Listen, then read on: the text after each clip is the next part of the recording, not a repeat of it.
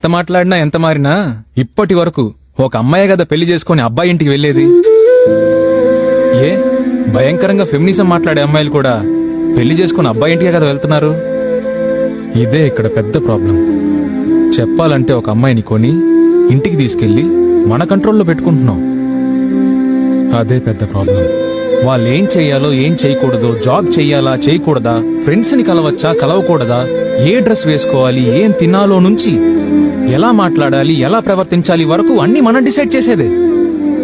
వాళ్ళింటికి వాళ్ళు వెళ్లాలన్నా మన పర్మిషన్ తీసుకొని వెళ్లాల్సిందే. అయినా మనం మాత్రం ఎక్కడికైనా వెళ్ళొచ్చు, ఎలాగైనా ఉండొచ్చు.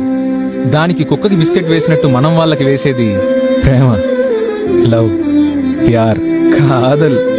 లేదు, నాకు అర్థం కావట్లా. నేను ఈ మందలో ఒకటిలా ఉండలేను. కావాలంటే మేమిద్దరం తాళి కట్టుకుంటాం. అక్కడి నుంచి అన్ని ఈక్వల్ గానే ఉండాలి.